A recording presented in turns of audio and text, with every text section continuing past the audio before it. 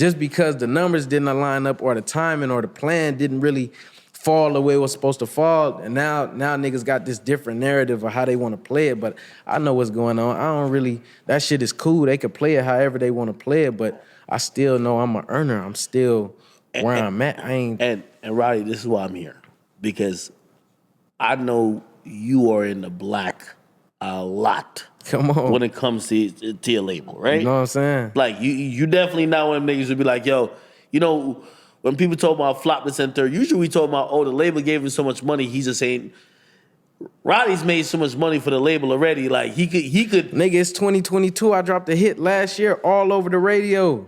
So, but then this is when I get concerned, because I'm on social media and everybody's like, yo, Roddy just disappeared. Okay. So now I'm like, man, don't tell me you're letting these niggas get to you. Hell nah.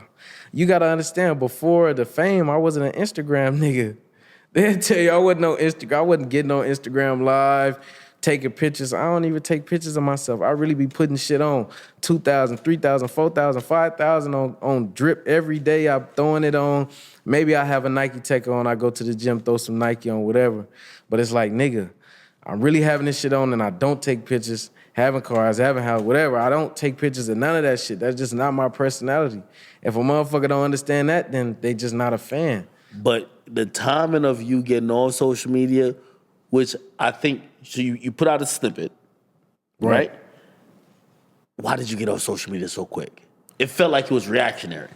I feel like shit. The top of the year, you go back to Instagram. Top of the year, I posted a picture. New year, new goals. What I meant by that is, I gotta do what I gotta do. I gotta pop up, cause niggas saying I disappeared. In my thinking, I ain't disappeared. I've been in my skin this whole time. Shit, I'm here. But I guess maybe the world need to see me a little more present. I guess maybe the world need to hear this music a little more clear. I think they wanted to see the rollout. So it's like, okay, what comes with a rollout is like, you know, and it's for every artist. Like, you know what I mean? It don't matter who's dropping. Mm-hmm. You know, I think there's only a select few who could maybe just drop the album and just let the album just speak for itself. Do what it's gonna do, yeah. They want to hear you.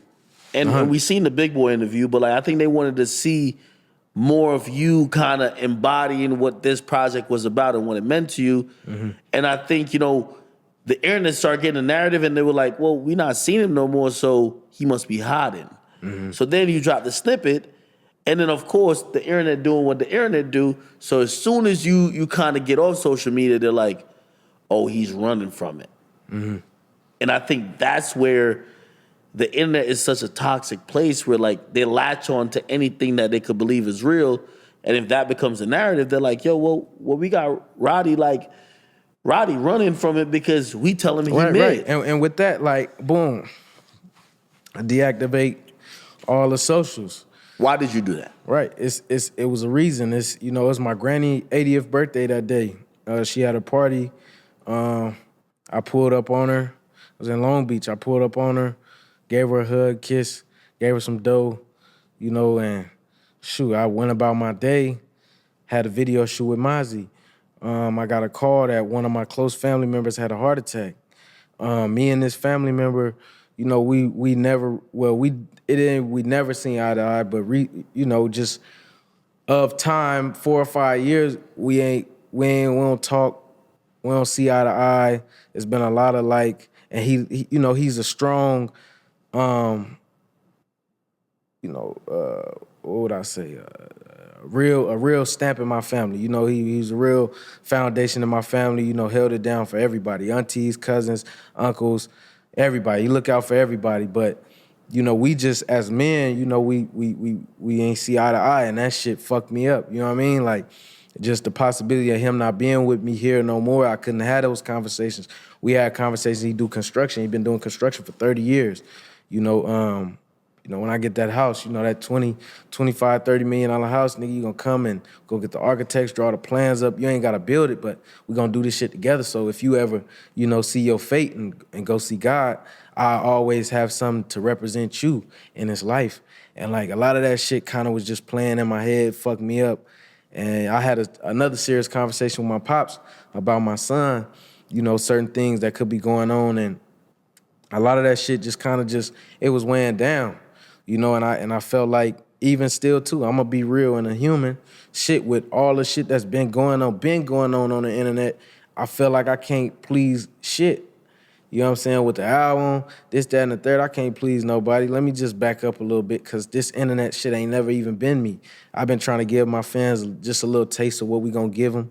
Just do what I'm gonna do, but this shit ain't working for me. So I ain't, it ain't a run thing. It's just like, shit, let me just fall back a little bit, take my time to think, really understand a lot of these situations. I ain't make no public, statement about nothing that I was going through. But a nigga go through shit just like anybody else in this world. We not superhuman. It's not like shit, we get to these points, we get famous and we don't have hearts and minds and we don't go through shit. I feel like a lot of people forget that. So, with all that shit being said, that's really a sum up of everything that was going on in one day. Future had a line in one of his songs. He said, "I've been through more shit this year than a nigga been through in a lifetime." That shit, you go through when you get to certain points and you got all these baggage on your back. Sometimes you go through more shit than an average person, and it's not because God is picking on you, but it's just because you're chosen. It's a lot of shit that you gotta just weed through and get through and keep your mental strong. A lot of this shit is just practice for you to keep climbing these heights and you to keep doing this shit on a high level. I ain't never, ran from it or said I don't understand it. I just always stand in my truth and understand what's going on and do my best to handle all this shit. I'm not running from nothing. You know what I'm saying? I'm just human.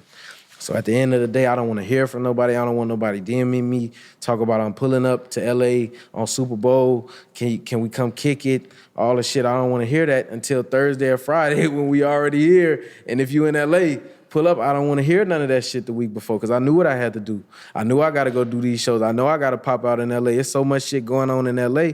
That shit'll fuck you up. It's niggas. It's only 3 niggas left in LA that I can say that's really putting on for this motherfucker. Kendrick, YG, and me. When you really sit down and understand that, the type of baggage we got as niggas from this spot, you gotta understand what we going through as a unit, nigga. We I ain't gonna say we down, but nigga, we gotta put this shit together. We gotta figure out the plan to really set this shit up cause we really the West. We've been doing this shit for too long to really just stop and have soldiers being fallen, nigga. It's niggas out here just flopping. It's niggas falling. It's niggas, we gotta, you know what I mean? We gotta step up as the niggas, cause it's only 3 of us left. I took it like this. I didn't feel any type of way about it. So the internet started going with whatever narrative. 100. But I'm like, man, I forget. This man just dropped a project. Little title was like, "Please forgive me, I'm antisocial." Right. So I'm like, from me meeting you, you not the nigga who's just gonna be on social media giving people whatever reaction they want. Right. Or being there to whatever questions they have. So it's like, man, I don't need to be here. Right.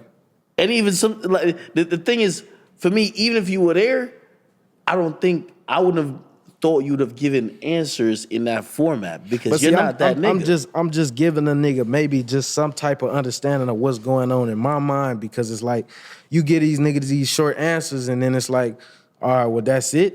So now me sitting behind this mic talking to you, I'm trying to explain like this going on, that's going on, this going on. So you gotta just step in a nigga's shoes for a little bit to understand exactly what might be going on just in a whole broad scheme of shit.